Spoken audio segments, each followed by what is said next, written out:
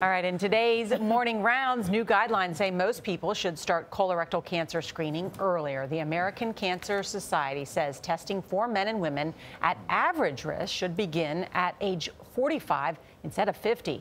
The change comes in response to a 51% rise in colon and rectal cancers since 1994 in adults younger than 50.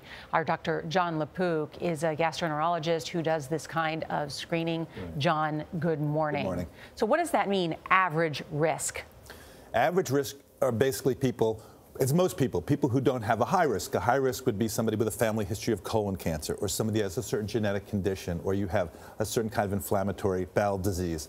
So we should get even tested earlier than 45. Those people get tested even earlier, say at 40 or even earlier. That's something you specifically talk about with your doctor. Why has there been this dramatic rise in colon and rectal cancer? Yeah, that is the million-dollar question. You know, some people wonder, is it obesity? Is it lack of exercise, diet, something in the environment?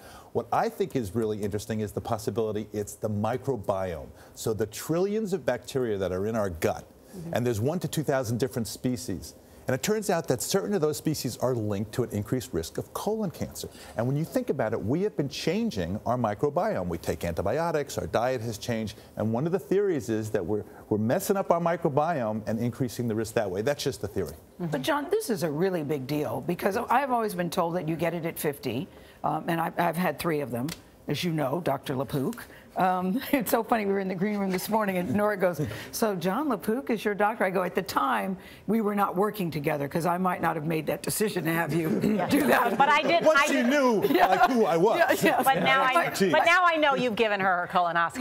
Yes, on 3 different occasions. I would not have said that. I want you to say just publicly. I would never have revealed that, but you did. She reveals it. I know, I revealed it. I'm okay with it.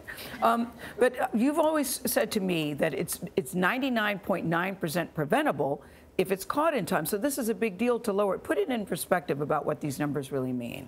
The numbers are really astounding because you think about it, we're talking about screening another 21 million people. And the reason is that even though we're doing better, so over the age of 55, we're doing great with screening, removing these precancerous polyps before they become cancer using colonoscopy, and the rates of colon cancer deaths and the number of cases going down over 55. At the same time, they've been going up and up and up in younger people. And if you were born in 1990, you have twice the risk of getting colon cancer as if you were born in 1950.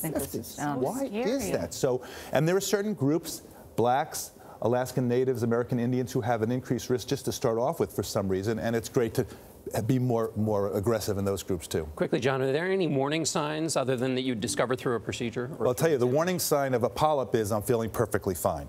But the warning sign of cancer, which you don't want to get to that point, are bleeding, change in your stool, nausea, some abdominal discomfort, weight loss discomfort, you know, and anemia of unknown cause, usually from iron deficiency because you're losing blood. So if you're not feeling well, obviously always talk to your doctor and say, hey, what's going on? You got to figure out a better way to do that prep. It's still god-awful. Gayle, that prep beats chemo. You're right. You're absolutely right about it. Dr. Jon LaPook delivering the truth right here.